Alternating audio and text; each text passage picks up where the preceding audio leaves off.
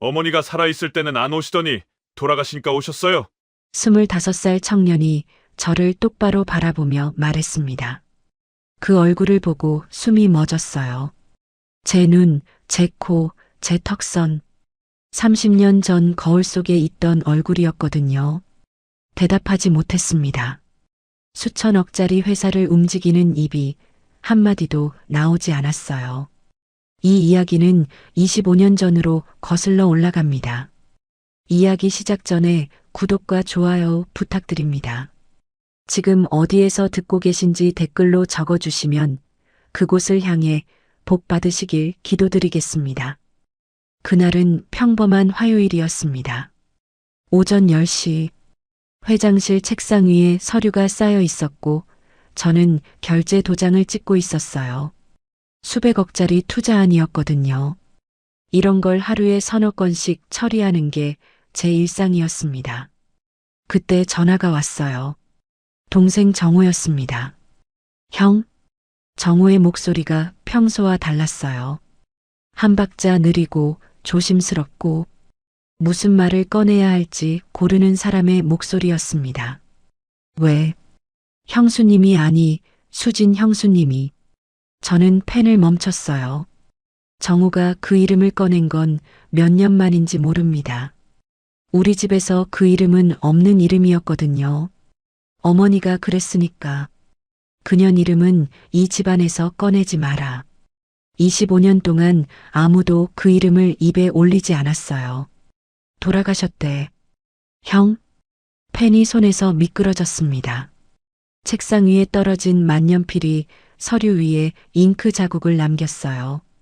수백억짜리 투자안 위에 검은 줄이 그어졌는데 눈에 들어오지 않았습니다. 뭐라고? 위암이었대. 3년 동안 투병했다더라. 어제 새벽에 정우의 말이 거기서 끊겼어요. 저도 아무 말을 하지 못했습니다. 회장실이 갑자기 너무 조용했어요. 벽시계 초침 소리가 이렇게 크게 들린 적이 없었거든요. 3년이라고 했습니다. 3년 동안 암과 싸웠다고요.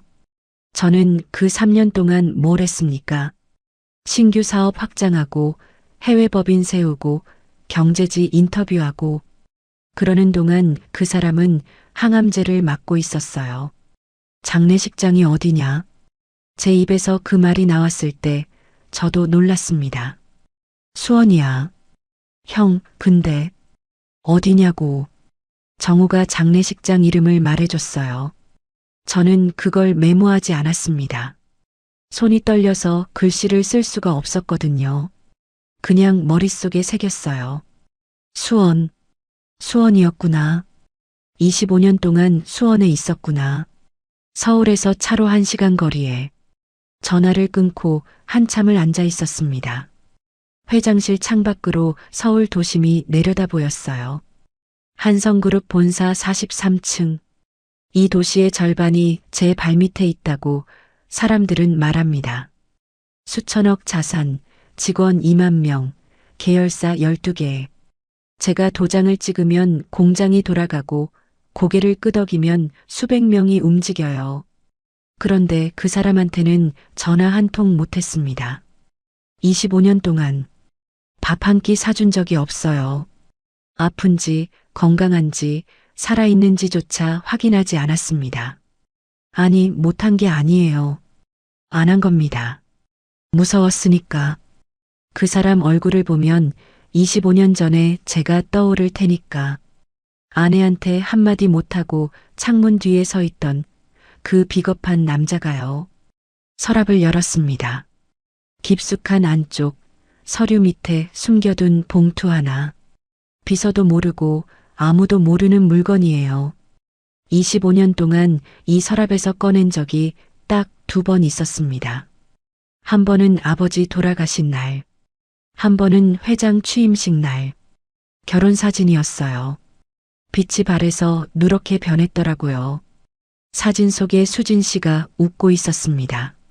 24살, 하얀 드레스를 입고 세상에서 가장 환한 얼굴로.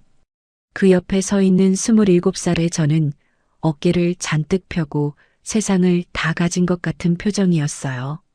그때 저는 정말 세상을 다 가진 줄 알았습니다.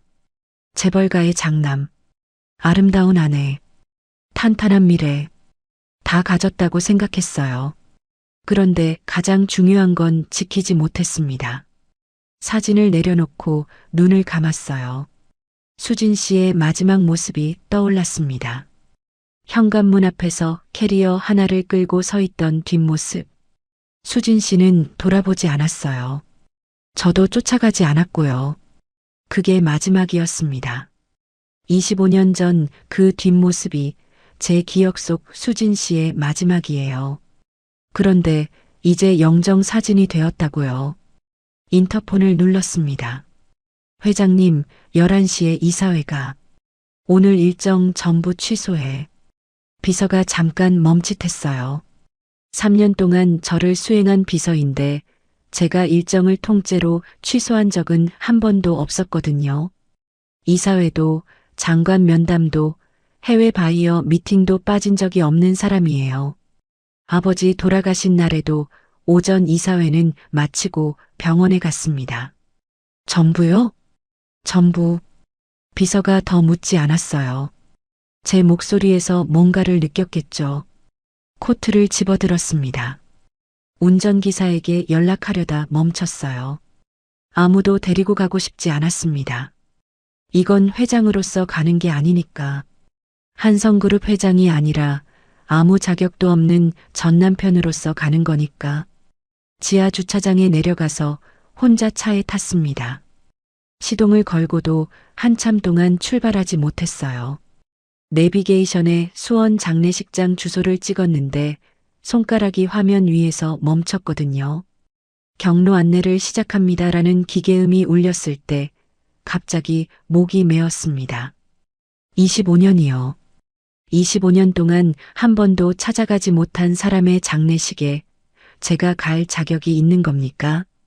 수천억짜리 회사를 가지고도 그 사람한테 밥 한 끼 못 사줬는데, 아픈 줄도 몰랐는데, 3년 동안 혼자 암과 싸운 줄도 몰랐는데, 그래도 갔습니다.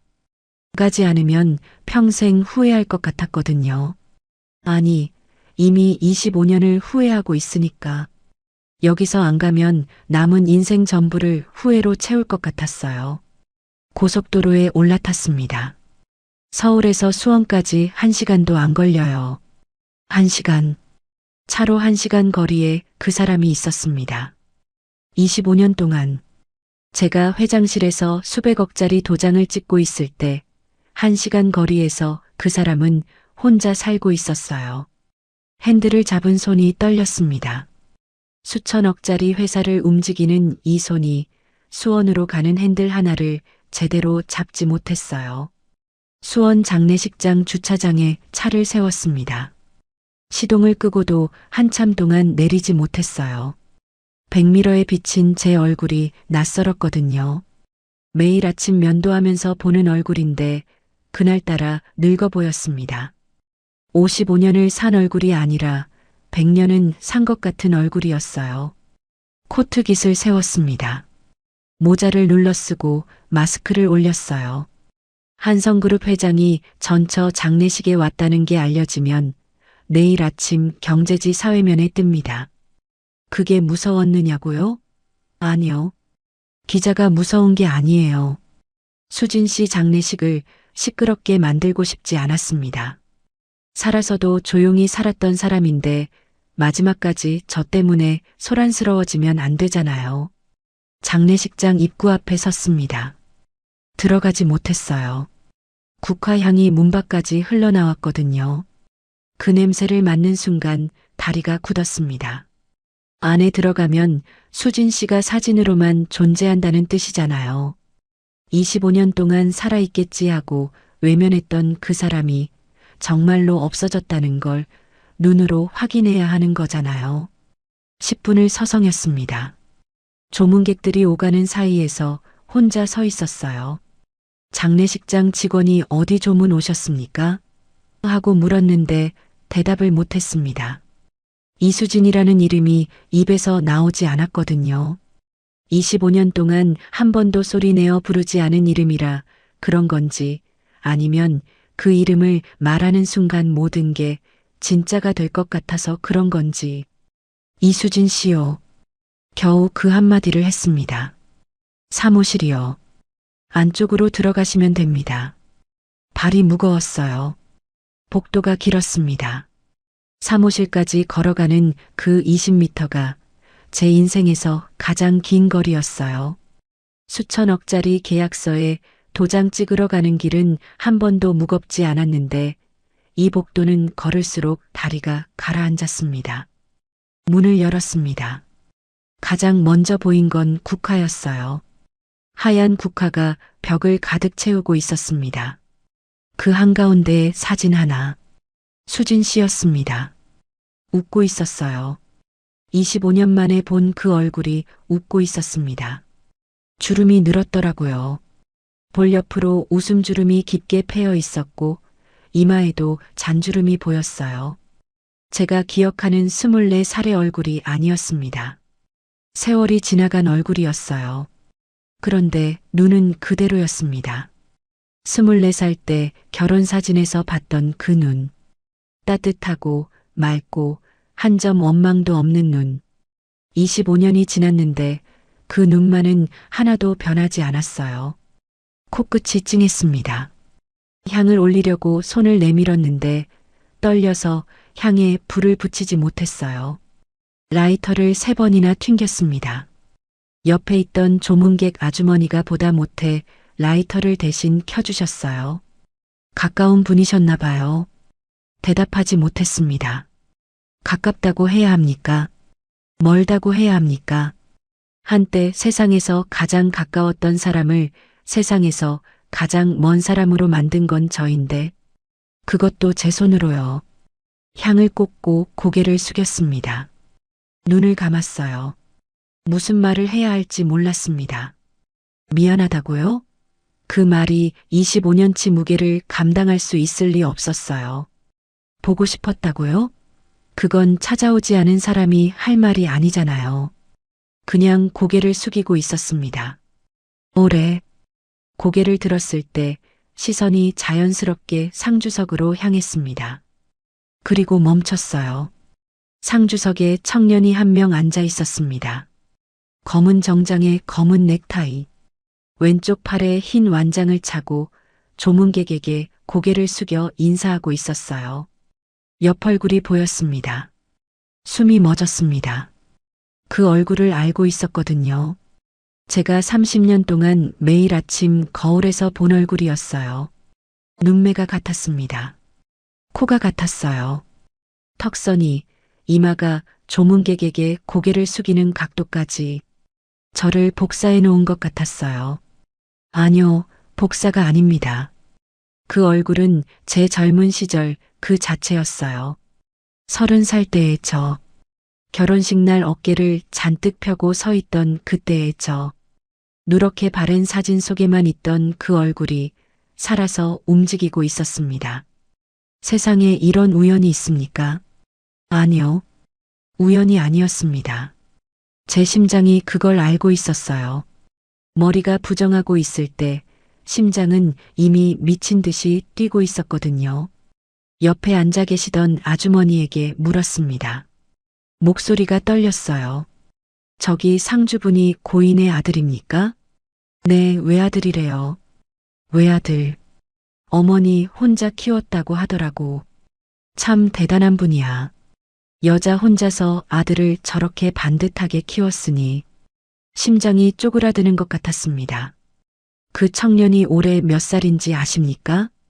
25이라고 했나? 어머니 장례 치르느라 고생이 많아.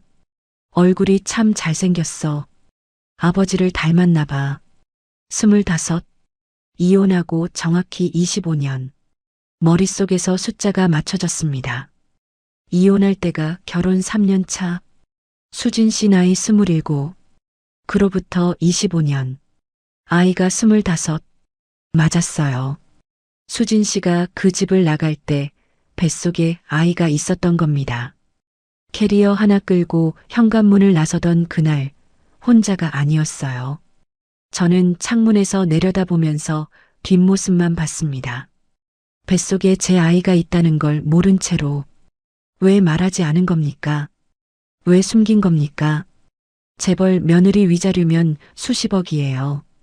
한 푼도 안 받고 나갔잖아요. 아이가 있었으면서 그 돈이면 아이를 편하게 키울 수 있었을 텐데 왜 빈손으로 나간 겁니까? 의자 등받이를 잡았습니다. 손마디가 하얘졌어요.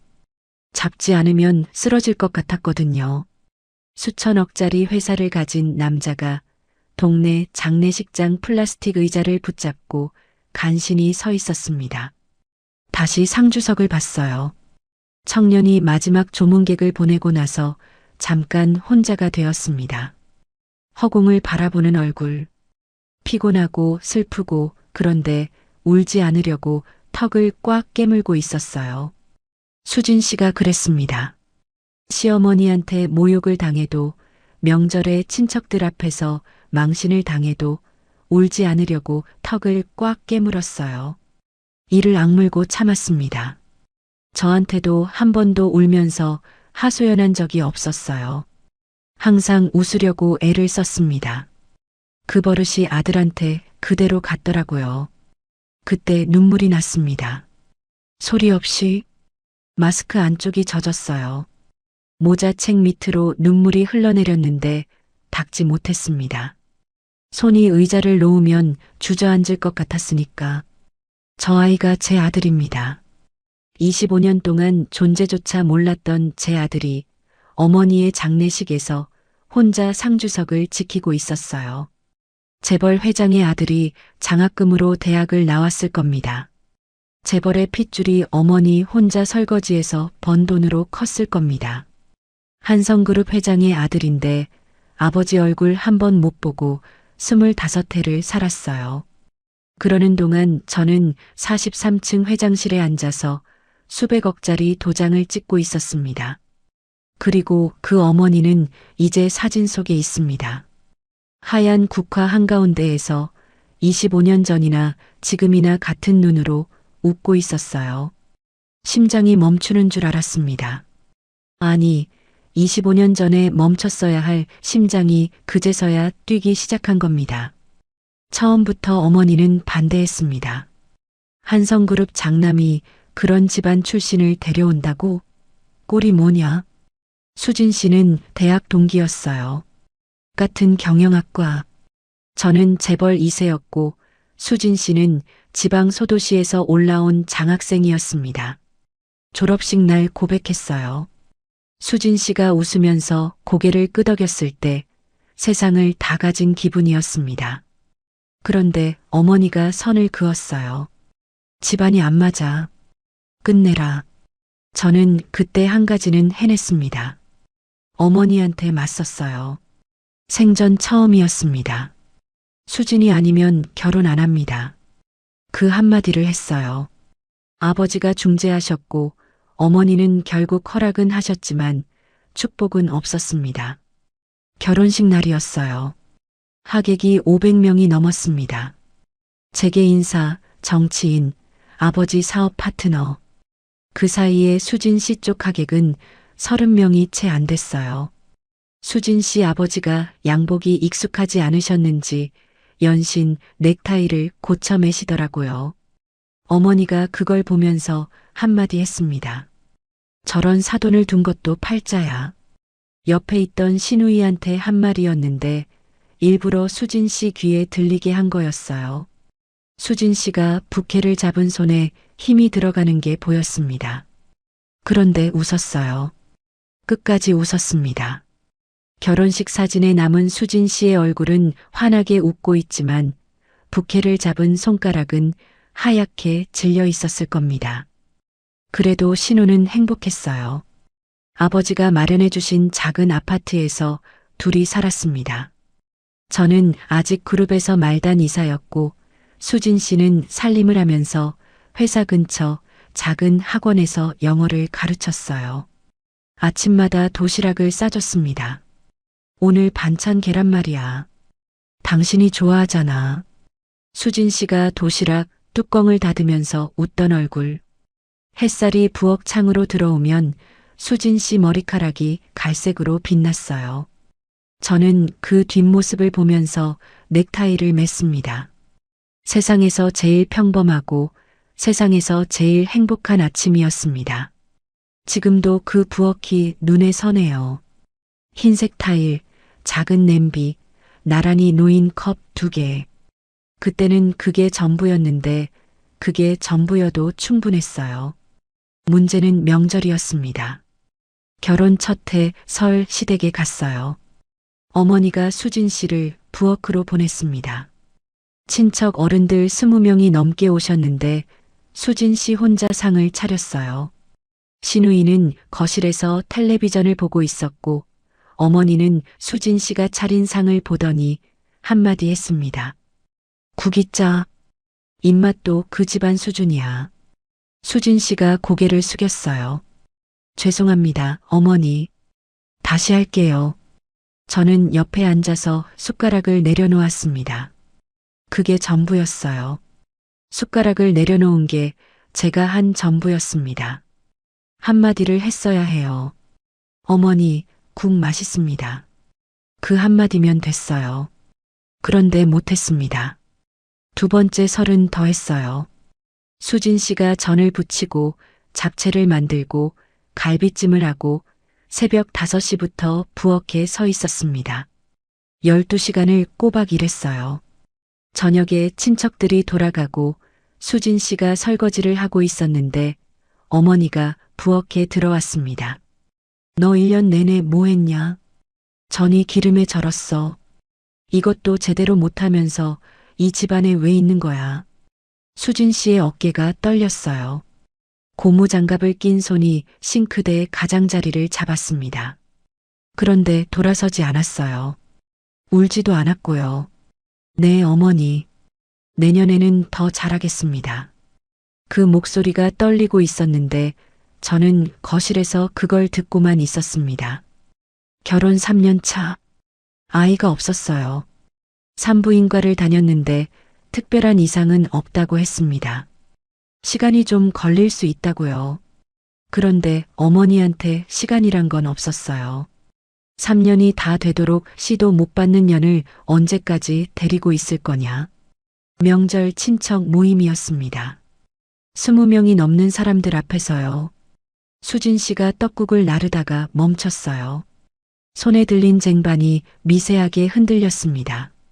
이모, 고모, 사촌 영수, 사촌 동서까지 다 있는 자리에서 어머니가 그 말을 했어요. 조용해졌습니다. 아무도 수진 씨를 보지 않았어요. 다들 고개를 돌렸습니다. 그게 더 잔인했어요. 누군가 에이, 어머님 그러지 마세요. 한마디라도 해줬으면. 그런데 이 집안에서 어머니한테 맞서는 사람은 없었습니다. 저를 포함해서요. 수진 씨가 쟁반을 식탁에 내려놓고 부엌으로 갔어요. 등이 보였습니다. 어깨가 미세하게 떨리고 있었어요. 울고 있었을 겁니다. 그런데 소리는 안 냈어요. 이 집에서 소리내어 우는 건 허락되지 않았으니까. 저는 숟가락을 내려놓았습니다. 또요. 숟가락을 내려놓은 게 전부였어요. 쫓아가야 했습니다. 부엌으로 가서 수진 씨 손을 잡고 우리 나가자 했어야 해요. 아니면 어머니한테 수진이는 제 아내입니다. 그런 말씀하지 마십시오 했어야 합니다. 둘 중 하나만 했어도. 그런데 저는 앉아 있었어요. 재벌가 장남이 어머니 앞에서 입을 열지 못했습니다. 직원 10,000명한테는 결제 한 번에 수백억을 움직이면서 어머니 앞에서는 숟가락 하나 내려놓는 게 고작이었어요. 그로부터 한 달 뒤 수진 씨 방에 서류가 놓여 있었습니다. 이혼 서류요. 어머니가 그룹법무팀에 직접 의뢰해서 만든 거였어요. 협의이혼 합의서라는 글자 위에 벌써 어머니 도장이 찍혀 있었습니다. 참견인 란에 며느리가 서명할 자리만 비어 있었어요. 수진 씨가 그 서류를 보고 있었습니다. 저한테 보여주지도 않았어요. 그냥 식탁 위에 놓인 걸 제가 발견한 겁니다. 수진 씨, 네. 이거 알아요. 어머니가 놓고 가셨어요. 수진 씨의 목소리가 무너지지 않았어요. 오히려 너무 차분했습니다. 울음을 다 울고 난 사람의 목소리였어요. 이미 혼자서 다 삼킨 뒤였던 겁니다. 저는 그날 밤 수진 씨 앞에 앉았습니다. 뭐라도 해야 했으니까요. 그런데 입이 열리지 않았어요. 어머니한테 말하겠다고요? 3년 동안 한 번도 못한 말을 그날 갑자기 할 수 있을 리가 없잖아요. 수진 씨가 먼저 입을 열었습니다. 이혼 전날 밤이었어요. 수진 씨가 저를 바라보면서 물었습니다. 울지 않았어요. 눈이 부어 있었지만 그 순간만은 또렷했습니다. 한 번만 물을게요. 어머니한테 말해줄 수 없어요? 한 번만. 나 보내지 말라고. 그것만 해주면 돼요. 그 한마디면 돼요. 저는 수진 씨를 봤습니다. 수진 씨도 저를 보고 있었어요. 3년 동안 이 집안에서 버틴 사람의 눈이었습니다. 마지막 줄 하나를 잡고 있는 눈이었어요. 제가 그 줄이었습니다. 한마디만 하면 됐어요. 어머니, 수진이는 제 아내입니다. 보내지 않겠습니다. 그 한마디요. 10초가 지났습니다. 20초가 지났어요. 벽시계 초침 소리가 들렸습니다. 수진 씨의 눈에서 뭔가가 꺼지는 게 보였어요. 불이 꺼지듯이 천천히. 알겠어요. 수진 씨가 고개를 돌렸습니다. 그게 끝이었어요. 더 묻지 않았습니다. 울지도 않았고요. 그냥 자리에서 일어나더니 방으로 들어갔어요.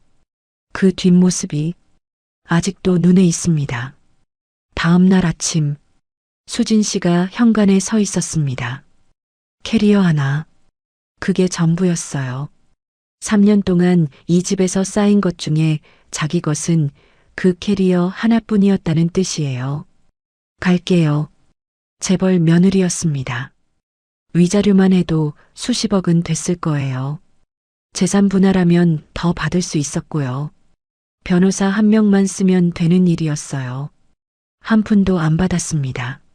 서류에 재산 분할 및 위자료 없음이라고 적혀 있었어요. 수진 씨가 직접 그렇게 쓴 겁니다. 어머니가 준비한 서류에는 위자료 항목이 있었는데 수진 씨가 줄을 긋고 없음이라고 적었더라고요. 수진 씨, 이건 됐어요. 그 한마디뿐이었습니다. 현관문이 닫혔어요. 저는 거실 창문으로 내려다봤습니다. 아파트 1층 현관에서 수진 씨가 캐리어를 끌고 나오는 게 보였어요. 멈추지 않았습니다. 뒤도 돌아보지 않았어요. 캐리어 바퀴가 아스팔트 위에서 달그락거리는 소리가 들리는 것 같았어요. 4층인데 들릴 리가 없잖아요. 그런데 들렸습니다. 25년이 지난 지금도 들려요. 저는 창문 앞에 서 있었습니다. 쫓아가지 못했습니다.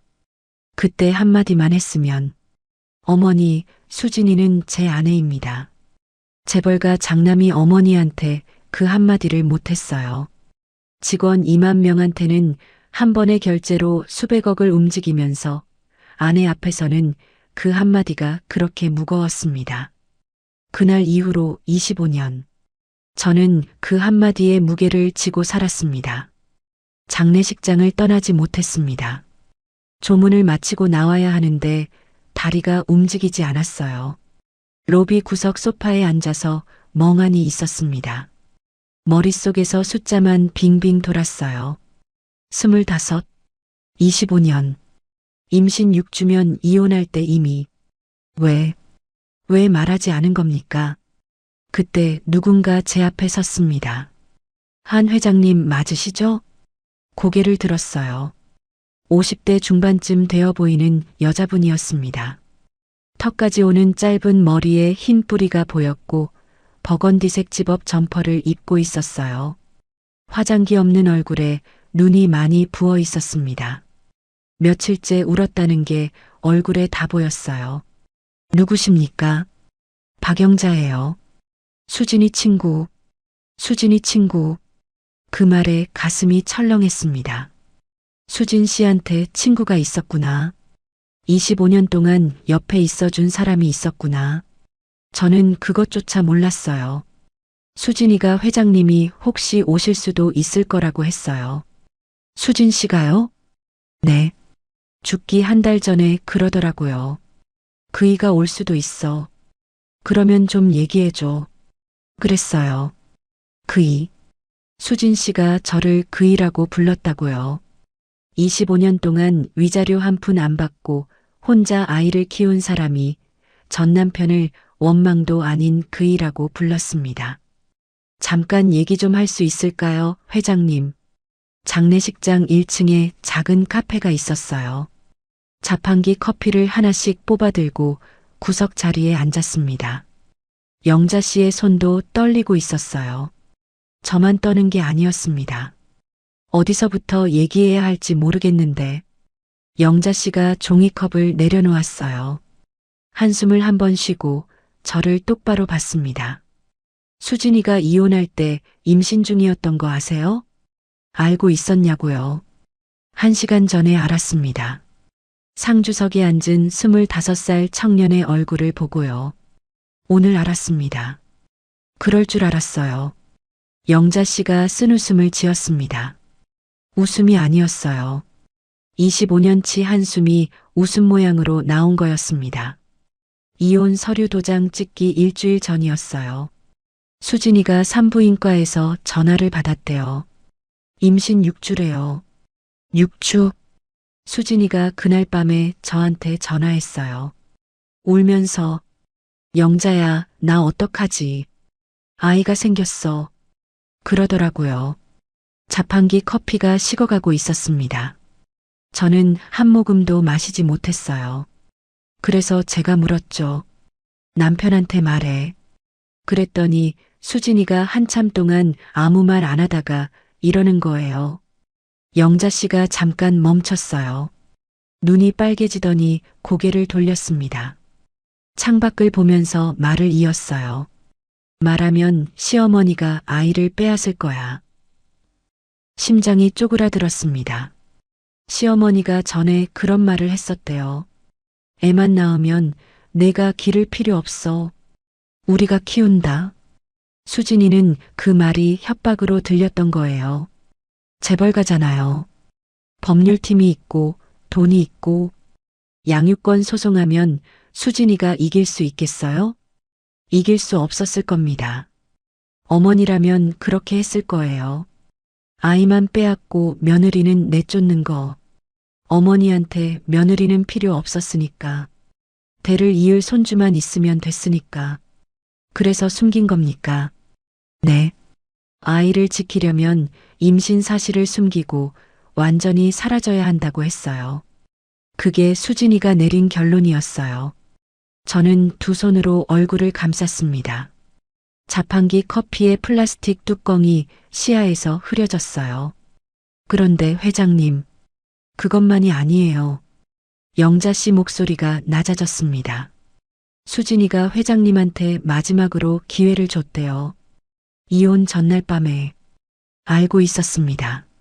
그 장면을 제가 어떻게 모르겠어요.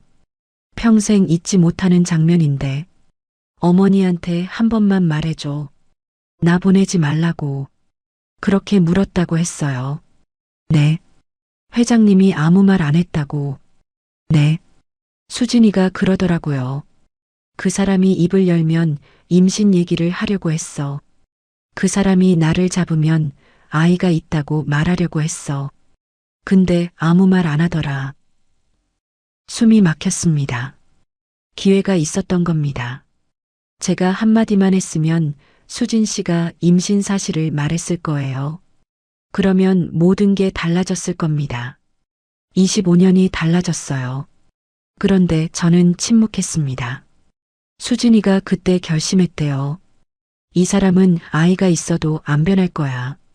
아이 때문에 억지로 유지하는 결혼은 아이한테 더 독이야. 그래서 아무 말 안 하고 나온 거예요. 영자 씨가 종이컵을 양손으로 감쌌어요. 식은 커피의 온기조차 필요한 사람의 손이었습니다. 위자료 한 푼 안 받은 거 아세요? 알고 있습니다. 재벌 며느리 위자료면 수십억이에요. 수진이는 한 푼도 안 받았어요. 재산 분할도 안 했고요. 제가 미쳤냐고 했더니 수진이가 그러더라고요. 영자 씨가 울음을 참으면서 말했습니다. 구걸하면서 살기 싫어. 나도 이 아이도. 이 아이는 돈으로 지키는 게 아니야. 내 손으로 키울 거야. 그렇게 나갔습니다. 캐리어 하나 들고 뱃속에 6주짜리 아이를 품고 재벌가에서 한 푼도 안 가져가고 수원에 원룸을 얻었어요. 보증금 300만 원짜리. 수진이 통장에 남은 게 그게 전부였어요. 300만 원. 제가 그날 결제한 투자안이 800억이었습니다. 수진 씨는 300만 원으로 아이를 낳을 준비를 했어요. 출산할 때 저밖에 없었어요. 병원비도 겨우 마련했고요. 수진이가 아들을 낳고 나서 제일 먼저 한 말이 뭔지 아세요? 영자야, 이 아이 아빠 닮았다. 참 잘생겼다. 그랬어요. 낳자마자요. 그 말을 듣는 순간 눈앞이 흐려졌습니다. 종이컵을 잡고 있던 손에 힘이 풀렸어요. 그 뒤로 25년이에요, 회장님. 영자 씨가 눈물을 닦으면서 말을 이었습니다. 하나씩, 하나씩 25년의 조각들이 쏟아졌어요. 식당 설거지, 새벽 4시에 일어나서 식당으로 출근, 아이를 어린이집에 맡기고 공장에서 야근, 손이 갈라지고 허리가 휘어도 병원 한 번 안 감. 그 돈이면 아이 분유를 살 수 있으니까. 서준이가 자라면서 장학금을 받았대요. 공부를 잘했다고. 수진 씨가 그게 제일 자랑이었다고 했습니다. 수진이가 작은 식당을 차렸어요.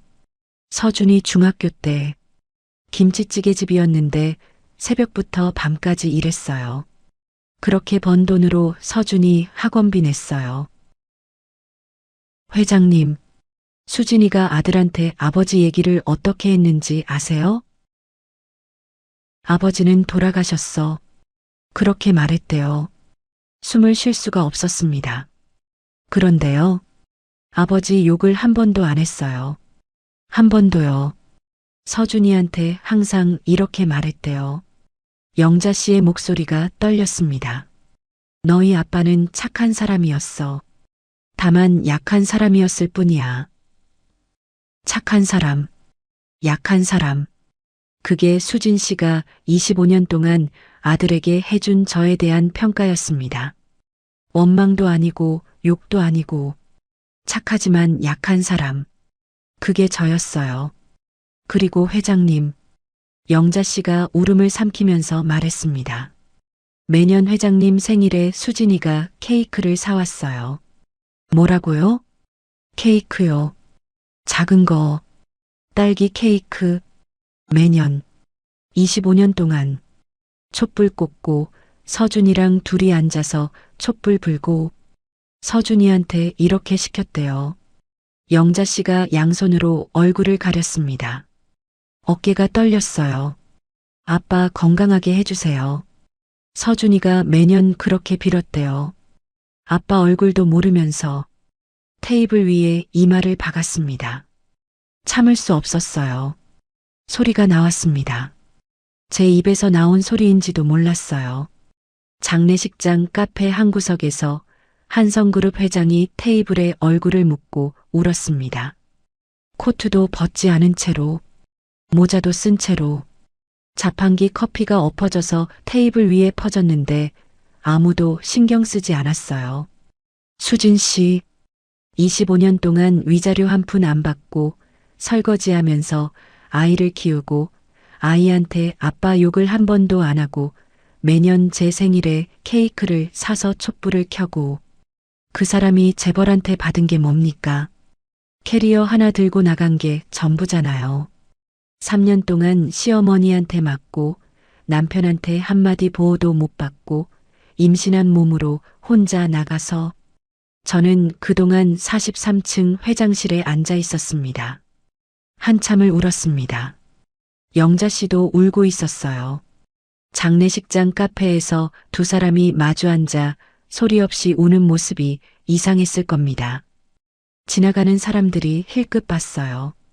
신경 쓸 겨를이 없었습니다. 울음이 겨우 가라앉았을 때 영자 씨가 한 가지 더 말했어요. 수진이가 15년 전에 회장님한테 편지를 보냈어요. 서준이 사진도 넣어서. 편지요? 네. 서준이가 10살 때 초등학교 입학 사진이랑 수진이가 쓴 편지. 회장님 사무실 주소로 보냈어요. 저는 그런 편지를 받은 적이 없습니다. 한 번도요. 답이 없었대요. 수진이가 한 달을 기다렸어요. 2달, 석 달, 답이 안 오니까 영자 씨가 고개를 저었습니다. 그래, 나한테 관심이 없는 거구나. 아이한테도. 그렇게 생각하고 미련을 끊었대요. 편지가 도착하지 않았습니다. 제가 안 본 게 아니에요. 도착을 안 한 겁니다. 누군가 가로챈 거예요. 그 편지가 제 손에 왔으면, 아이 사진을 봤으면 15년 전에 모든 게 달라졌을 겁니다. 누가 가로챘는지는 묻지 않아도 알았습니다. 영자 씨가 마지막으로 말했어요. 자리에서 일어나면서 수진이가 죽기 전에 이런 말을 했어요. 정수 씨는 나쁜 사람이 아니야. 그냥 용기가 없었던 거야. 나는 그 사람 원망 안 해. 다만, 거기서 말을 못 하더라고요. 그냥 울었어요. 영자 씨가 돌아섰습니다. 몇 걸음 가다가 멈추더니 돌아보지 않고 말했어요. 회장님, 수진이가 남긴 편지가 있어요. 회장님 앞으로 쓴 거 서준이가 가지고 있어요. 그리고 사라졌습니다. 저는 그날 밤 장례식장을 떠나지 못했습니다. 로비 소파에 앉아서 날이 밝을 때까지 있었어요. 새벽 3시, 4시, 장례식장이 조용해졌습니다. 조문객이 다 돌아가고 직원들도 줄었어요. 사무실 불빛만 켜져 있었습니다. 거기 제 아들이 있었어요.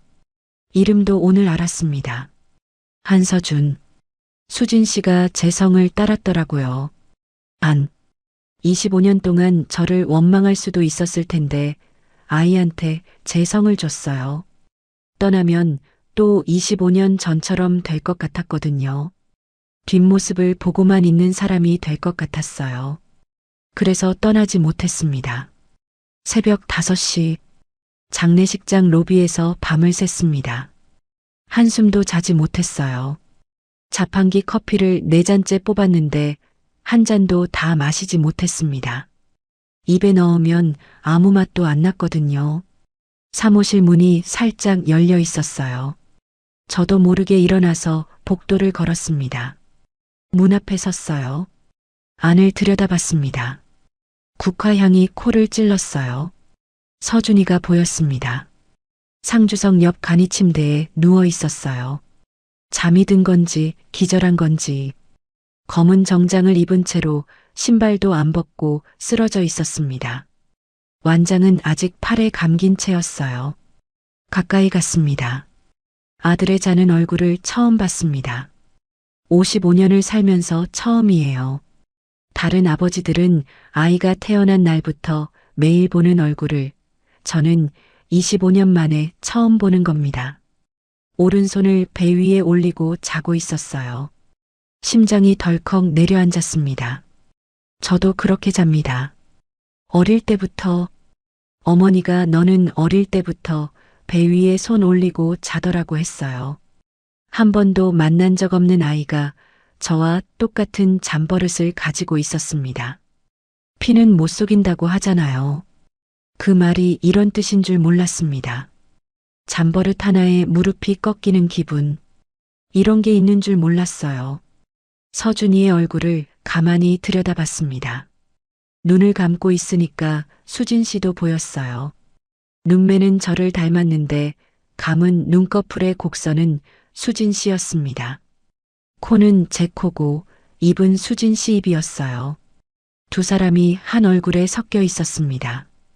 이 아이가 자라는 걸 한 번도 못 봤어요. 첫 울음소리를 못 들었습니다. 기어다니는 것도, 첫걸음마도, 첫말도. 아빠라는 말을 배울 때 옆에 아빠가 없었어요. 입학식도, 졸업식도, 아팠을 때도 25년치의 빈자리가 이 간이 침대 위에 누워 있었습니다. 이불을 덮어주고 싶었어요. 장례식장 구석에 있던 담요를 가져와서 서준이 위에 올려놓았습니다. 조심스럽게 깨울까봐 담요 끝을 여미는 손이 떨렸어요. 55년 인생에서 처음으로 아들한테 이불을 덮어주는 건데 그게 장례식장 간이 침대 위였습니다. 담요를 덮어주고 돌아서려는데 뭐 하시는 거예요? 멈췄습니다. 서준이가 눈을 뜬 거였어요. 언제부터 깨어 있었는지 모릅니다. 담요를 덮어줄 때 이미 깨어 있었을 수도 있어요. 천천히 돌아섰습니다. 서준이가 간이 침대에서 일어나 앉았어요. 저를 올려다봤습니다. 아침 6시에 장례식장, 국화향 사이로 마주한 두 사람. 아버지와 아들. 그런데 아직은 남남이었습니다. 서준이의 눈이 차가웠어요. 어젯밤 잠든 얼굴에선 수진 씨가 보였는데 깨어있는 눈에는 수진 씨가 없었습니다. 차갑고 단단하고 벽 같은 눈이었어요. 저를 알아보고 있다는 게 느껴졌습니다. 어제 조문 왔을 때부터 알고 있었을 수도 있어요. 너 나를 알고 있었어요. 서준이의 목소리가 담담했습니다. 분노도 아니고 슬픔도 아니고 사실을 말하듯이 날씨 이야기하듯이 15살 때 알았어요. 인터넷에서요. 15?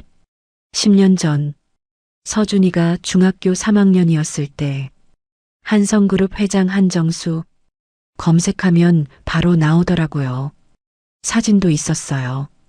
서준이가 간이 침대에서 일어섰습니다. 저와 키가 비슷했어요. 아니, 저보다 조금 컸을 수도 있습니다. 25살의 체격이 55살의 체격보다 당연히 좋지요. 사진 보니까 알겠더라고요. 아, 이 사람이 내 아버지구나. 엄마한테 물어보진 않았어요. 물어보면 엄마가 힘들어할 테니까.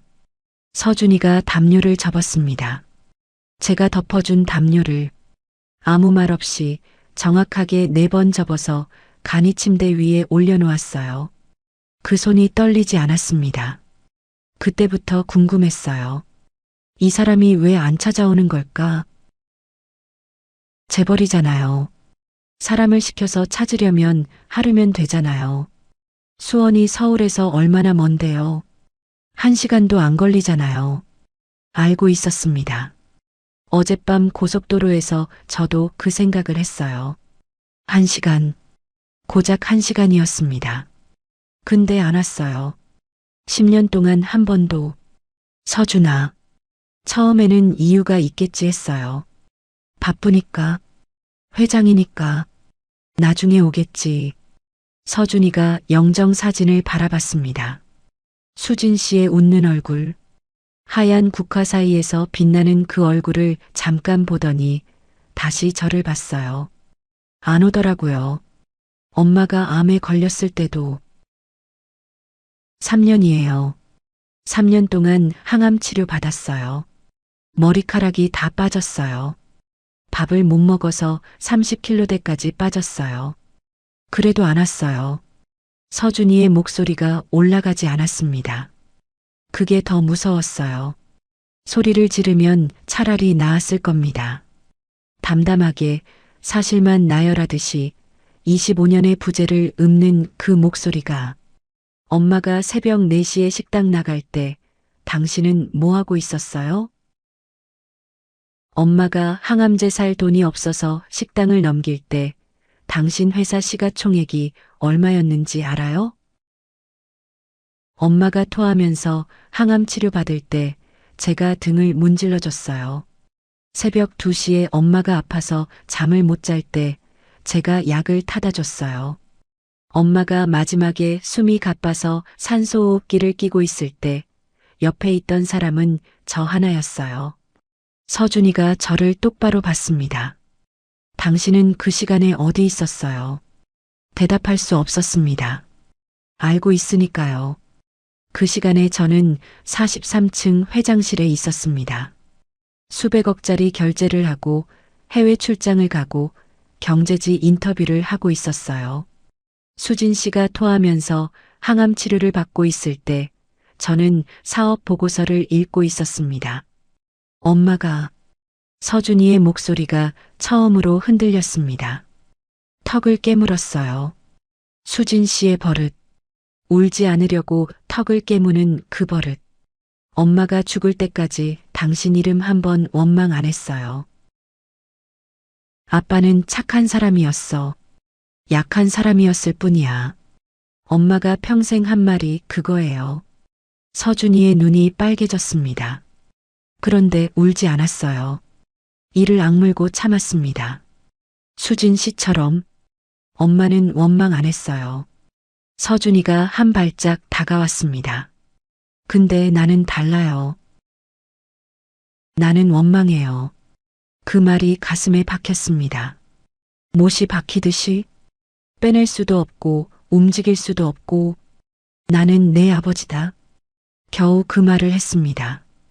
55년 인생에서 가장 무거운 문장이었어요.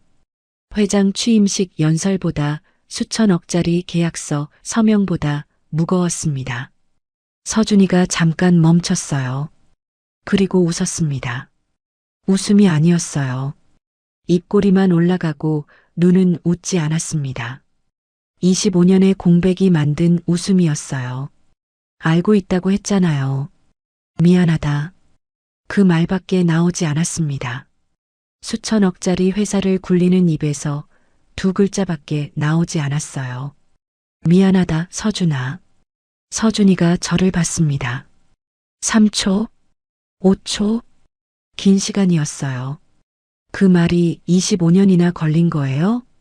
돌아섰습니다. 서준이가 돌아서서 영정 사진 앞으로 걸어갔어요. 수진 씨 사진에 향을 올리고 고개를 숙였습니다. 등이 보였습니다. 넓지 않은 어깨, 검은 정장, 흰 완장. 25년 전 수진 씨의 뒷모습과 똑같았어요. 현관문을 닫고 캐리어를 끌고 나가던 수진 씨. 돌아보지 않았습니다. 서준이도 돌아보지 않았어요. 그런데 이번에는 쫓아가야 한다는 걸 알았습니다. 25년 전에는 못했습니다. 창문에서 내려다보기만 했어요. 수진 씨가 아파트 현관에서 사라질 때까지 창문 앞에 서 있었습니다. 그때 쫓아갔으면, 한 발짝만 내디뎠으면 수진 씨가 돌아봤을 겁니다. 수진 씨가 임신 사실을 말했을 겁니다. 25년이 달라졌을 겁니다.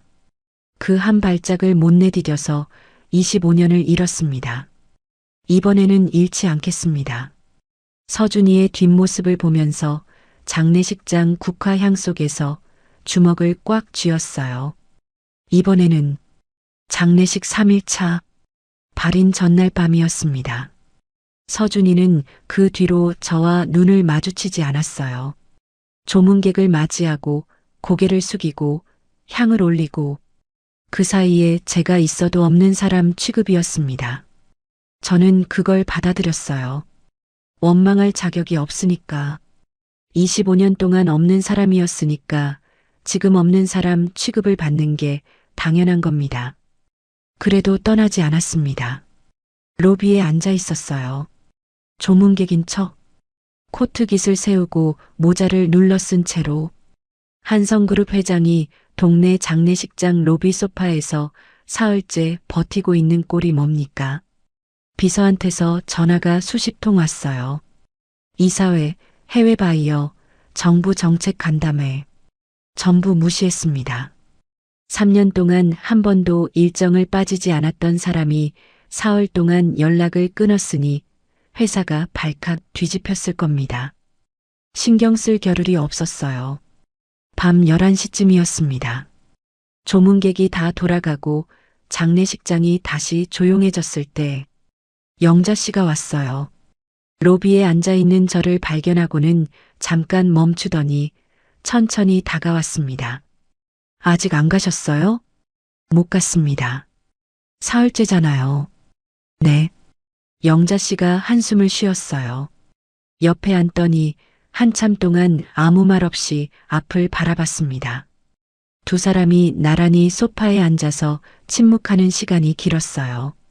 수진이 편지 가져왔어요. 고개를 돌렸습니다.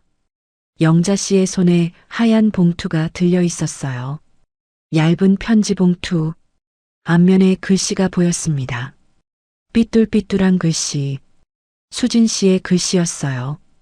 결혼했을 때 냉장고에 메모를 붙여놓던 그 글씨, 25년이 지났는데도 알아볼 수 있었습니다. 정수 씨에게 네 글자가 눈에 꽂혔어요. 수진이가 죽기 보름 전에 썼어요. 힘들어서 글씨가 많이 흔들렸는데 그래도 끝까지 다 썼대요. 영자 씨가 봉투를 제 무릎 위에 올려놓았습니다. 서준이한테 말했어요. 이거 아버지한테 전해달라고. 서준이가 나는 그 사람한테 줄 게 없다고 했는데 제가 대신 가져온 거예요. 서준이가 주지 않은 편지를 영자 씨가 대신 가져다 준 겁니다. 수진 씨의 마지막 부탁이니까 혼자 읽으세요. 저는 갈게요. 영자 씨가 일어나서 걸어갔습니다. 로비에 저 혼자 남았어요. 무릎 위에 하얀 봉투 하나. 25년 만에 수진 씨가 보낸 편지. 봉투를 여는데 5분이 걸렸습니다. 손이 떨려서 봉투 입구를 찢을 수가 없었어요. 겨우 열어서 편지지를 꺼냈습니다. 흰 편지지 2장. 글씨가 흔들리고 있었어요. 어떤 글자는 힘이 빠져서 거의 안 보였고 어떤 글자는 볼펜을 꾹 눌러서 종이가 패여 있었습니다. 죽어가는 사람이 마지막 힘으로 쓴 글씨라는 게 보면 알았어요. 정수 씨에게 이 편지를 쓸까 말까 오래 고민했어요. 25년 동안 한 번도 연락하지 않았으면서 마지막에 편지를 쓰는 게 비겁한 거 아닌가 싶어서요. 그래도 씁니다. 안 쓰면 다음 세상에서도 후회할 것 같아서요. 정수 씨, 왜 임신 사실을 숨겼냐고 물으실 거예요. 이유가 3가지였어요. 첫 번째는 아이를 지키려고요. 시어머니가 그러셨잖아요. 애만 낳으면 내가 기를 필요 없다. 우리가 키운다. 그 말이 진심이라는 걸 저는 알았어요. 재벌가 법률팀이랑 저 혼자 양육권 싸움을 하면 이길 수 없잖아요. 아이를 빼앗기느니 차라리 숨기고 도망치는 게 낫다고 생각했어요. 두 번째는요. 이혼 전날 밤에 정수 씨한테 물었잖아요. 어머니한테 한 번만 말해줘. 그때 정수 씨가 입을 열면 저는 임신 사실을 말하려고 했어요. 정수 씨가 나를 잡으면 이 아이가 있다고 말할 작정이었어요. 근데 아무 말 안 하시더라고요. 그때 알았어요. 아이가 있어도 이 사람은 변하지 않겠구나. 아이 때문에 억지로 유지하는 결혼은 아이한테 독이구나. 3번째는 자존심이에요. 위자료 한 푼 안 받은 것도 자존심이었어요. 구걸하면서 살기 싫었어요. 나도 이 아이도. 이 아이는 내 손으로 키우겠다고 결심했어요. 돈 때문에 고개 숙이는 엄마를 보여주고 싶지 않았거든요. 정수 씨, 원망은 안 했어요. 진짜예요. 화가 안 났다고 하면 거짓말이겠지만 원망은 안 했어요. 정수 씨는 나쁜 사람이 아니니까. 다만 약한 사람이었을 뿐이니까. 저도 약했어요. 말하지 않은 것도 약함이잖아요. 둘 다 약했던 거예요. 서준이 얘기를 할게요. 이 아이가 정수 씨를 정말 많이 닮았어요. 눈이며 코며 잠잘 때 배 위에 손 올리는 버릇까지. 처음에는 그게 미웠어요. 솔직히요. 아이 얼굴을 볼 때마다 정수 씨가 보이니까. 그런데 서준이가 웃으면 정수 씨 결혼식 날 웃음이 겹쳐서 그때마다 마음이 풀어졌어요. 서준이한테 아빠 욕은 한 번도 안 했어요. 아빠는 착한 사람이었어. 약한 사람이었을 뿐이야. 그게 제가 할 수 있는 최선이었어요. 아이한테 아빠를 미워하라고 가르치는 건 아이를 망치는 거니까. 매년 정수 씨 생일에 케이크를 샀어요. 작은 딸기 케이크, 촛불 꽂고 서준이랑 둘이 앉아서 불었어요. 서준이는 아빠 건강하게 해주세요 하고 빌었어요. 매년 저는 옆에서 다른 걸 빌었어요. 이 사람이 나중에라도 서준이를 만나게 해주세요. 그게 제 소원이었어요. 25년 동안, 15년 전에 편지를 보냈어요. 서준이 초등학교 입학 사진이랑 같이 정수 씨 사무실 주소로 보냈는데 답이 없었어요. 석 달을 기다렸어요. 안 오더라고요. 그때 포기했어요. 이 사람은 우리한테 관심이 없는 거구나. 그런데 정수 씨, 혹시 그 편지를 못 받은 거면, 누군가 막은 거면, 그러면 저한테도 정수 씨한테도 너무 잔인한 거잖아요. 서준이를 원망하지 마세요. 이 아이가 차갑게 굴어도 이해해 주세요. 아빠 없이 25년을 산 아이예요. 화가 나는 게 당연해요. 그런데 속은 따뜻한 아이예요. 저를 닮아서요. 시간을 주면 돼요. 이 아이는 정수 씨를 닮은 게 눈코만이 아니에요. 따뜻한 것도 닮았어요. 다만 표현을 못하는 것도 닮았지만 마지막으로 다음 세상이 있다면 정수 씨, 그때는 조금만 더 용기 있는 사람으로 만나요. 한마디만 더 할 수 있는 사람으로. 그러면 저도 숨기지 않을게요. 그때는 셋이서 같이 살아요. 고마웠어요. 25년 전 3년이 제 인생에서 가장 행복한 시간이었어요. 그때 싸준 도시락 반찬, 정수 씨가 계란말이를 제일 좋아한다는 것, 저는 하나도 안 잊었어요. 수진 올림.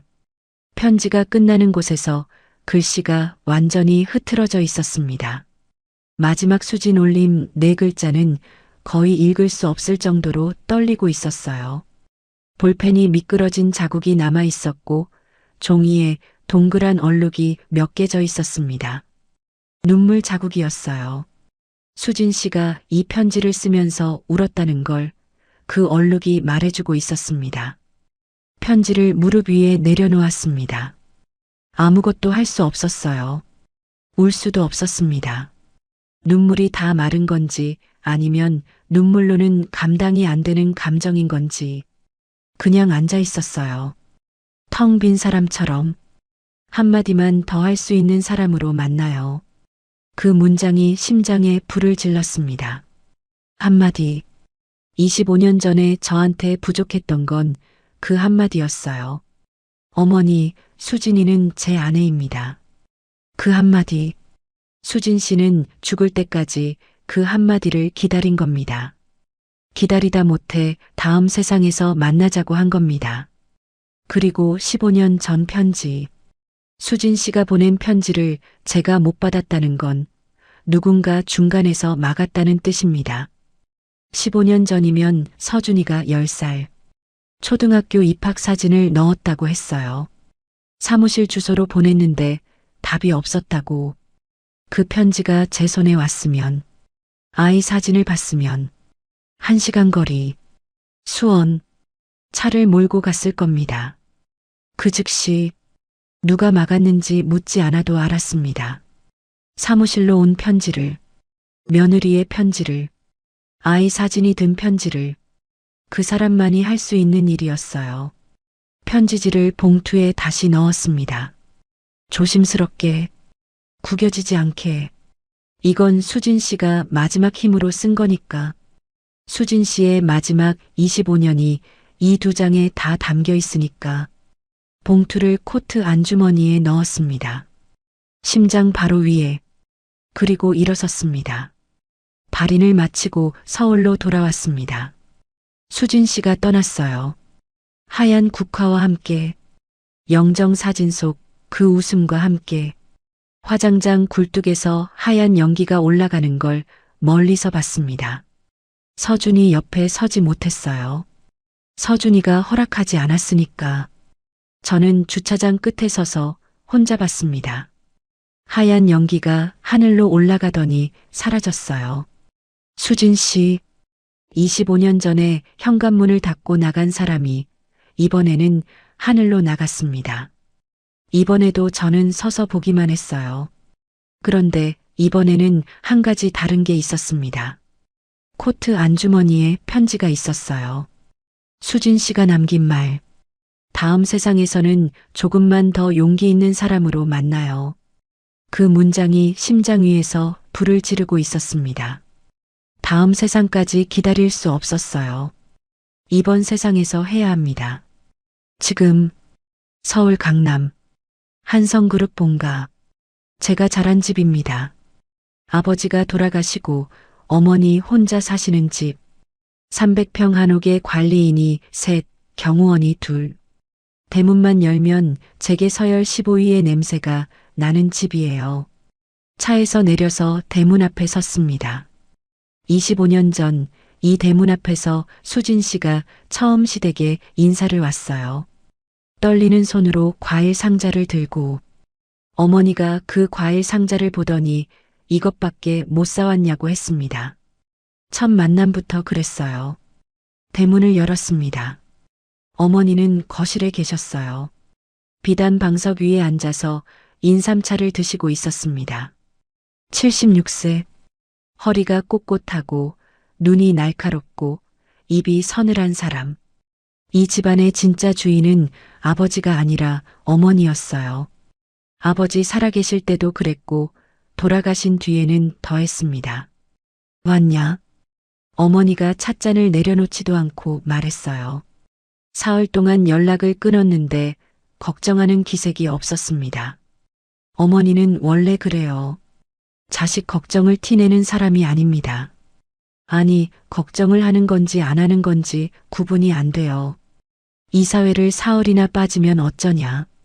박 전무가 난리가. 어머니. 제 목소리가 어머니의 말을 잘랐습니다. 55년 만에 처음이었어요. 이 집에서 어머니의 말을 자른 사람은 아버지도 없었습니다. 어머니의 눈이 가늘어졌어요. 수진 씨 장례식에 다녀왔습니다. 거실 공기가 얼었습니다. 어머니의 찻잔이 잠깐 멈췄어요. 0.5초, 그리고 다시 차를 마셨습니다. 그 0.5초가 전부였어요. 그게 어머니의 동요의 전부였습니다. 그년이 죽었다며. 그년. 25년 동안 그 호칭이 변하지 않았습니다. 살아서도 그년이고 죽어서도 그년이에요. 아들이 있었습니다. 찻잔이 멈췄어요. 이번에는 0.5초가 아니었습니다. 3초, 5초, 어머니의 손가락이 찻잔 손잡이 위에서 미세하게 떨렸어요. 그 떨림을 저는 놓치지 않았습니다. 아들이요.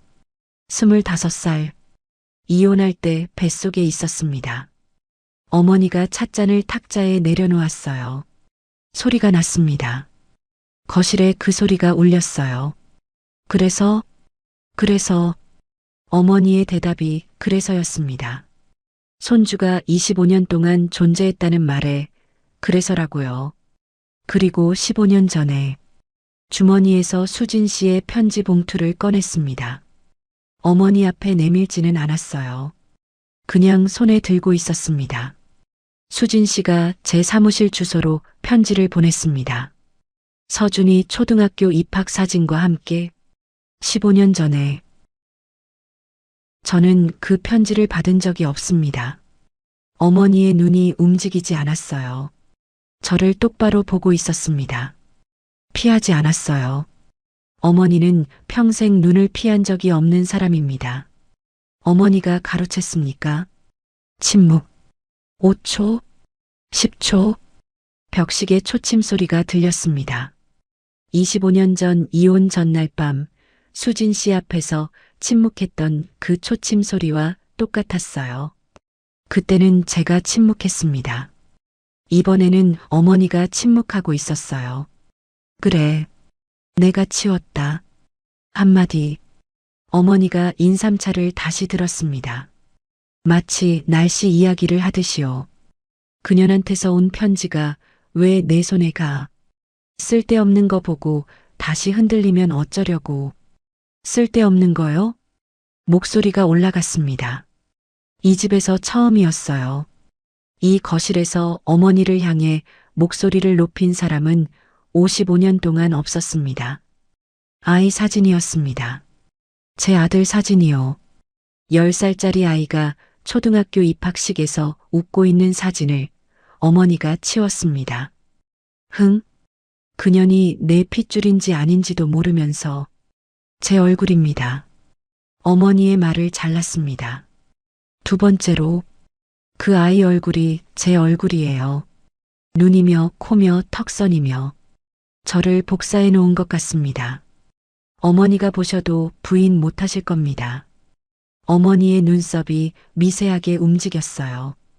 그게 어머니가 보여준 가장 큰 동요였습니다. 그리고 어머니 한 발짝 다가갔습니다. 수진 씨는 그년이 아닙니다. 거실이 조용해졌어요. 관리인도 경호원도 이 집의 누구도 숨을 쉬지 않는 것 같았습니다. 제 아내였습니다. 제 아들의 어머니였습니다. 뭐라고? 어머니의 목소리가 날카로워졌어요. 3년 동안 이 집에서 설거지하고 전 부치고 모욕당하면서도 웃으려고 애쓴 사람이에요. 위자료 한 푼 안 받고 캐리어 하나 들고 나간 사람이에요. 혼자 아이 키우면서 새벽 4시에 식당으로 출근한 사람이에요.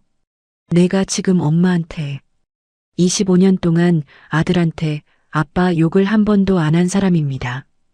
어머니의 입이 닫혔어요. 매년 제 생일에 케이크를 사서 서준이랑 촛불을 켠 사람이에요. 아빠 얼굴도 모르는 아이한테 아빠 건강하게 해주세요. 빌게 한 사람이에요.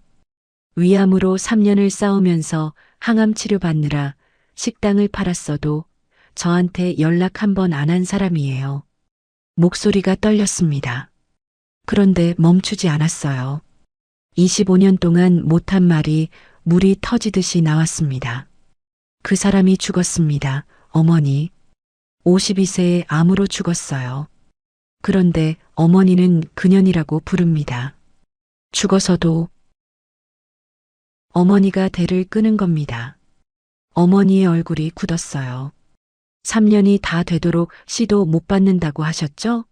수진 씨가 이혼할 때 이미 임신 6주였습니다.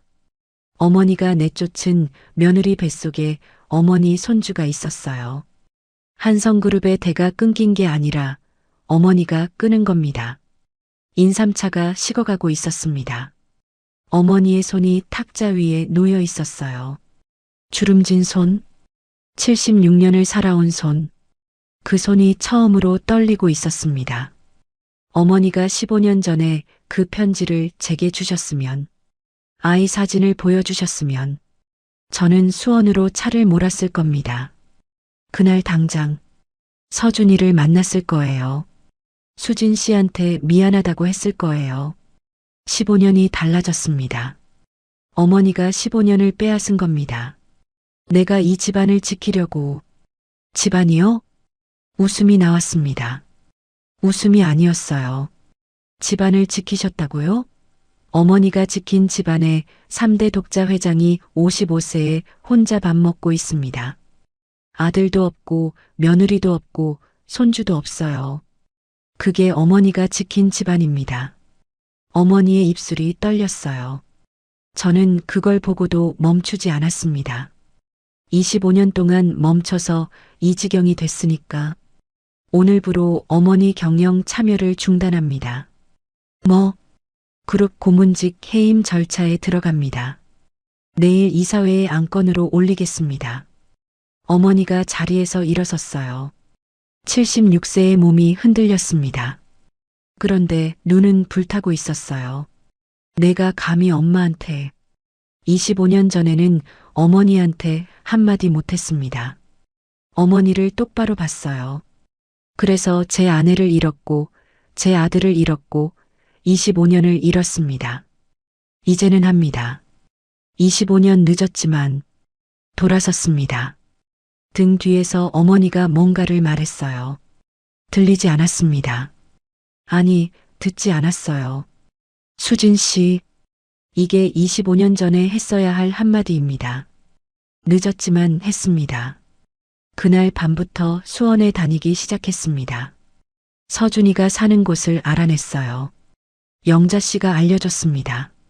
수원역 근처 다세대 주택 3층. 수진 씨가 마지막까지 살던 집이에요. 월세 45만 원. 재벌 회장의 아들이 월세 45만 원짜리 집에서 살고 있었습니다. 서준이가 다니는 직장도 알았어요. 중소기업 격리팀. 장학금으로 대학을 나와서 작은 회사에 취직한 겁니다. 한성그룹 계열사에 지원할 수도 있었을 텐데 아버지 회사 근처에는 가기 싫었겠죠. 첫날, 서준이 회사 앞에 차를 세우고 기다렸습니다. 퇴근 시간, 사람들이 쏟아져 나오는 사이에서 서준이를 찾았어요. 검은 패딩에 가방을 메고 걸어 나오는 모습이 보였습니다. 차에서 내렸어요. 서준아. 서준이가 멈췄습니다. 저를 봤어요. 1초, 그리고 돌아서서 걸어갔습니다. 한마디도 없이 쫓아가지 않았어요. 오늘은 얼굴만 보면 됐으니까. 둘째 날, 도시락을 싸갔습니다. 직접 했어요. 55년 인생에서 도시락을 싸본 적이 한 번도 없습니다. 밥을 하는 법도 몰랐어요. 인터넷을 검색해서 계란말이를 만들었습니다. 계란말이, 수진 씨가 매일 아침 도시락에 넣어줬던 반찬이에요. 형편없었습니다.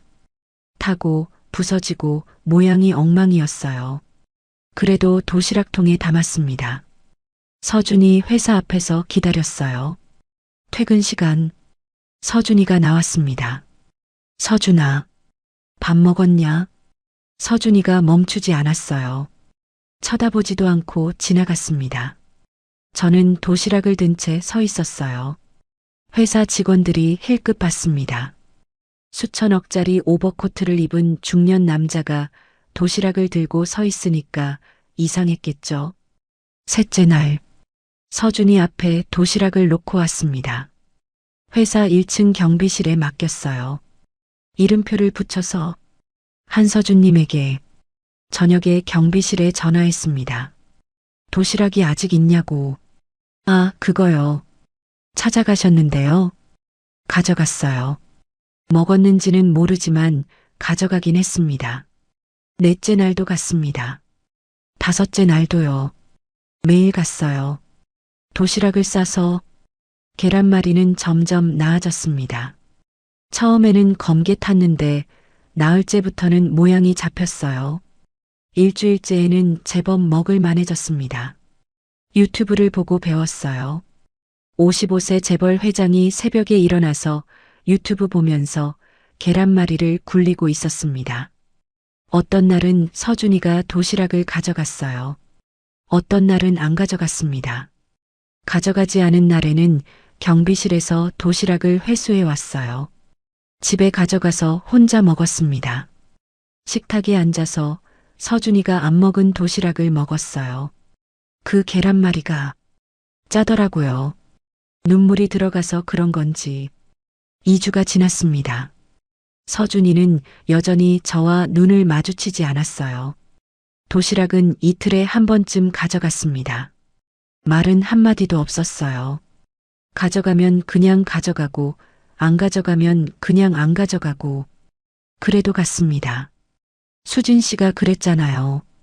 시간을 주면 돼요. 수진 씨는 25년을 기다렸는데 저는 25일도 못 기다립니까?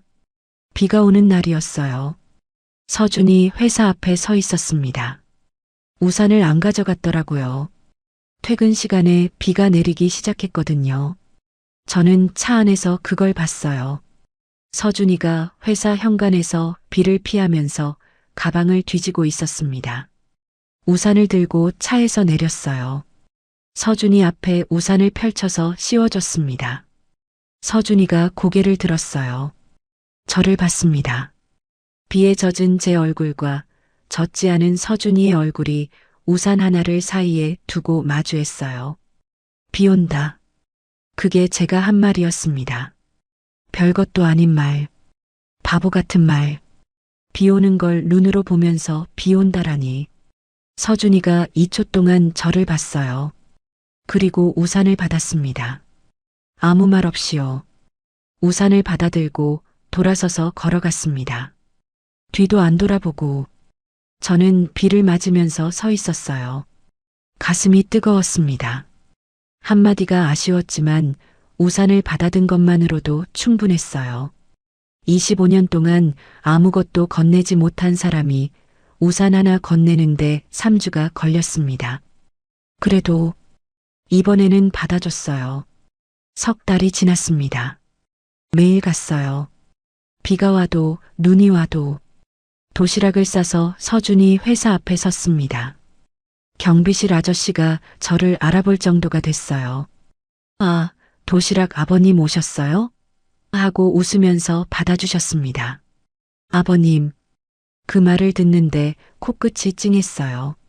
세상에서 저를 아버님이라고 부르는 사람은 그 경비실 아저씨뿐이었거든요. 계란말이가 제법 늘었습니다. 처음에는 타고 부서지던 게 석 달이 되니까 모양이 잡혔어요. 김치볶음밥도 배웠고 제육볶음도 해봤습니다. 55세에 처음 잡은 칼이 어색했지만 매일 하니까 손에 익더라고요. 수진 씨가 매일 새벽에 일어나서 도시락을 싸주던 이유를 알 것 같았어요. 누군가를 위해 밥을 짓는다는 건 말없이 사랑한다는 뜻이었습니다. 수진 씨는 그걸 3년 동안 매일 아침 해준 거였어요. 저는 이제야 배우고 있었습니다. 서준이와의 사이도 조금씩 변했어요. 처음 한 달은 눈도 안 마주쳤습니다. 두 번째 달부터 도시락을 매일 가져가기 시작했어요. 세 번째 달에는 가끔 경비실에 빈 도시락통을 돌려놓았습니다. 설거지가 되어 있었어요. 서준이가 씻어서 돌려놓은 겁니다. 빈 도시락통을 받아들었을 때 손이 떨렸습니다. 서준이가 보낸 첫 번째 대답이었으니까. 말은 없었지만 먹었다는 뜻이었어요. 잘 먹었다는 뜻이었을 수도 있고요. 그것만으로 충분했습니다. 그날은 석 달하고 열흘째 되던 날이었어요. 도시락을 싸면서 문득 서랍을 열었습니다. 영자 씨가 건네준 물건이 있었어요. 발인 날 영자 씨가 작은 봉투를 하나 더 줬었거든요. 이건 수진이 지갑에 있던 거야. 서준이는 모를 거야. 봉투 안에 사진 한 장이 있었습니다. 서준이 돌 사진이었어요. 하얀 돌복을 입은 아기가 웃고 있었습니다. 이가 2개 났더라고요. 아랫니 2개. 그걸 드러내면서 방긋 웃는 얼굴이 제 어릴 적 사진과 똑같았어요. 어머니가 앨범에 꽂아둔 제 돌 사진. 같은 웃음이었습니다. 사진 뒷면에 수진 씨 글씨가 있었어요. 서준이 첫 번째 생일. 아빠를 닮아서 참 잘생겼다. 그 사진을 복사했습니다. 한 장은 제 지갑에 넣고 한 장은 도시락통 뚜껑 안쪽에 테이프로 붙였어요. 그리고 메모지를 한 장 넣었습니다. 이 사진을 25년 늦게 봤다. 미안하다. 그날 저녁 회사 경비실에서 전화가 왔습니다. 아버님, 서준 씨가 잠깐 기다려 달래요. 심장이 멈추는 줄 알았습니다. 차에서 내려 회사 앞에 섰어요. 5분이 지났습니다. 10분. 서준이가 회사 현관문을 열고 나왔어요. 도시락통을 들고 있었습니다. 뚜껑이 열려 있었어요. 안에 메모지와 사진이 그대로 있었습니다. 서준이의 눈이 빨갰어요. 울었다는 게 얼굴에 다 보였습니다. 서준이가 저를 봤어요. 5초? 10초? 이거. 서준이의 목소리가 떨렸습니다. 석 달 넘게 한마디도 안 하던 사람의 첫마디였어요. 엄마가 가지고 있던 거예요? 응. 엄마 지갑에. 서준이가 사진을 들어 올렸습니다. 하얀 돌복을 입은 자기 얼굴을 바라봤어요. 오래 봤습니다. 손가락으로 사진 속 아기의 얼굴을 한번 쓸었어요. 그리고 입을 열었습니다. 밥 먹었어요? 그 한마디에 무릎이 꺾였습니다. 수진 씨가 영정사진에서 웃던 그 눈으로 서준이가 저를 보고 있었어요. 차갑지 않았습니다. 처음으로, 아니요. 아직. 겨우 대답했어요. 그럼 같이 먹어요. 서준이 집 근처 작은 식당에 갔습니다. 김치찌개 집이었어요. 수진 씨가 운영하던 식당도 김치찌개 집이었다고 했잖아요. 우연인지 서준이가 일부러 그런 건지 마주 앉았습니다. 작은 식탁, 김치찌개 2뚝배기, 밥 2공기. 그게 전부였어요. 아무 말이 없었습니다. 서준이가 밥을 먹었어요. 저도 밥을 먹었습니다. 숟가락을 드는데 손이 떨려서 밥알이 흘렸어요. 김치찌개를 한 숟갈 떠서 입에 넣었는데 맛을 모르겠었습니다. 뜨거운 건 알겠는데 짠 건지 매운 건지 눈물이 자꾸 밥 위에 떨어졌거든요. 소리 내지 않으려고 했습니다. 그런데 눈물이 멈추지 않았어요. 밥을 먹으면서 울었습니다. 55세 재벌 회장이 동네 김치찌개 집에서 밥 먹으면서 울고 있었어요. 서준이가 밥을 먹다가 멈췄습니다. 아무 말 없이 앞치마 거리에서 냅킨을 한 장 뽑아서 제 앞에 놓았어요. 그것뿐이었습니다. 냅킨 한 장. 말은 없었어요. 밥 먹다 말고 울고 있는 아버지한테 휴지 한 장을 건넨 게 전부였어요. 그것만으로 충분했습니다. 그 냅킨 한 장이 25년 동안 받은 어떤 계약서보다, 어떤 훈장보다, 어떤 결제 도장보다 무거웠어요. 밥을 다 먹었습니다. 서준이가 먼저 일어나면서 계산대로 갔어요. 제가 내가 내게 하려는데 서준이가 이미 카드를 찍고 있었습니다. 서준아, 7,000원이에요. 서준이가 영수증을 주머니에 넣으면서 말했어요. 무표정하게. 김치찌개 1인분 3,500원. 2그릇이면 7,000원. 수천억짜리 회사를 가진 아버지한테 7,000원짜리 밥을 사준 겁니다. 그 7,000원이 제 인생에서 가장 비싼 식사였어요. 그 뒤로 일주일에 한 번 같이 밥을 먹었습니다. 처음에는 말이 없었어요. 마주 앉아서 밥만 먹었습니다. 서준이가 먼저 말을 건넨 적은 거의 없었어요. 그래도 매주 왔습니다. 제가 밥 먹자 하면 서준이가 고개를 한번 끄덕였어요. 그 끄덕임 하나에 일주일을 버텼습니다. 한 달이 더 지나니까 서준이가 가끔 먼저 물어봤어요. 이번 주 언제 와요? 그 문장 하나에 한성그룹 주가가 10% 올라도 이렇게 기쁘지 않았을 겁니다. 2달 뒤에는 일주일에 3번이 됐어요. 서준이가 회사 근처 맛집을 찾아놓고 저한테 카톡을 보냈습니다. 사진 한 장. 여기 괜찮대요. 제가 부하 직원 수천 명한테 보고를 받지만 그 카톡 한 줄보다 기쁜 보고는 없었어요. 그리고 발인 후 6달째 되던 날, 수진 씨 묘소에 처음으로 같이 갔습니다. 수원 외곽의 작은 납골당이었어요. 수진 씨 사진이 유리 안쪽에 있었습니다. 장례식장 영정 사진과 같은 얼굴. 웃고 있었어요. 여전히. 서준이가 꽃을 놓았습니다. 하얀 국화. 저는 옆에 서 있었어요. 뭘 해야 할지 몰랐습니다. 서준이가 유리 앞에 서서 한참 동안 아무 말 없이 있었어요. 그러다 입을 열었습니다. 엄마. 아빠 데려왔어. 그 한마디에 무너졌습니다. 서준이가 저를 아빠라고 부른 건 그때가 처음이었어요. 제 앞에서 직접 부른 게 아니라 엄마한테 말하면서 나온 거였지만 그래도 처음이었습니다. 아빠 데려왔어. 그 네 글자가 25년 동안 비어있던 자리를 채웠어요. 유리 앞에 나란히 섰습니다. 아들과 아버지가 수진 씨의 웃는 얼굴 앞에서 수진 씨 데려왔습니다. 25년 걸렸지만 당신이 기른 아들이 저한테 밥을 사줬어요. 7,000원짜리 김치찌개를. 그리고 오늘 저한테 아빠라고 했어요. 당신한테 한 말이지만 저는 들었습니다. 다음 세상에서 만나자고 했잖아요. 그때는 더 용기 있는 사람으로 만나자고. 기다려주세요. 이번 세상에서 남은 시간 동안 서준이 옆에서 제대로 하겠습니다.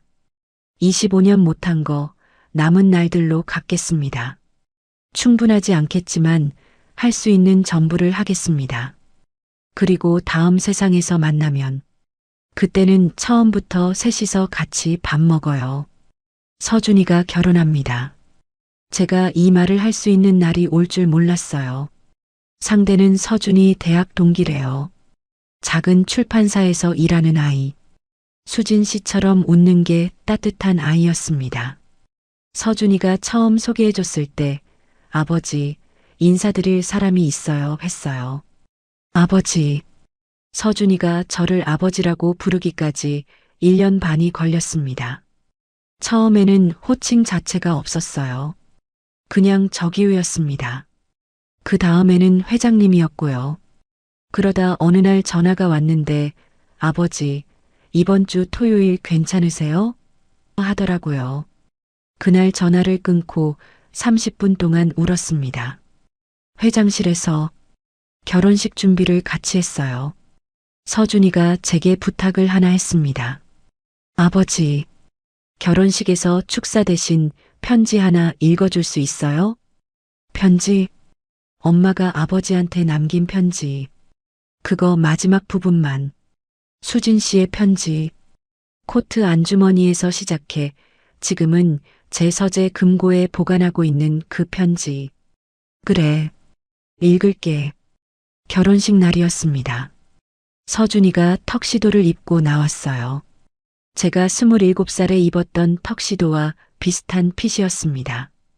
똑같은 어깨폭, 똑같은 턱선, 거울을 보는 것 같았어요. 30년 전의 저를. 그런데 하나 달랐습니다. 서준이 옆에 아버지가 있었어요. 30년 전 제 옆에는 어머니의 냉담한 시선만 있었지만 오늘 서준이 옆에는 제가 서 있었습니다. 하객석에 어머니가 앉아 계셨어요. 어머니가 오신 겁니다. 경영 참여를 중단당한 뒤 반년 동안 저와 연락이 끊겼었어요. 그러다 어느 날 어머니가 먼저 전화를 하셨습니다. 짧게, 서준이 한번 보고 싶다. 저는 서준이한테 물었어요. 서준이가 오래 침묵하다가 말했습니다. 용서는 안 돼요. 근데 할머니는 할머니니까. 어머니가 서준이를 처음 본 날 한참 동안 말을 못 하셨어요. 서준이 얼굴을 보시더니 제 어릴 적 얼굴과 겹쳐 보이셨는지 입술이 떨리셨습니다. 어머니가 우는 건 아버지 돌아가신 날 이후로 처음이었어요. 미안하다. 어머니가 서준이한테 고개를 숙이셨습니다. 76년 인생에서 어머니가 누군가한테 고개를 숙인 건 그때가 처음이었습니다. 서준이가 대답했어요. 일어나세요, 할머니. 그게 전부였어요. 용서한다는 말은 안 했습니다. 그런데 할머니라고 불렀어요. 그것만으로 어머니는 한참을 울으셨습니다. 결혼식장, 축사 시간이 됐습니다. 마이크 앞에 섰어요. 하객 300명이 저를 봤습니다. 제게 인사도 있었고 서준이 친구들도 있었고 수진 씨의 옛 식당 손님들도 와 있었어요. 영자 씨가 앞줄에서 울고 있었습니다. 시작도 안 했는데 편지를 꺼냈습니다. 수진 씨의 편지. 흰 편지지가 조명 아래에서 빛났어요. 이 편지는 제 아내가 제 아들의 어머니가 남긴 마지막 편지입니다. 회장이 조용해졌어요. 마지막 부분을 읽었습니다. 다음 세상이 있다면 정수 씨, 그때는 조금만 더 용기 있는 사람으로 만나요. 한마디만 더 할 수 있는 사람으로. 그러면 저도 숨기지 않을게요. 그때는 셋이서 같이 살아요. 목소리가 떨렸습니다. 고마웠어요.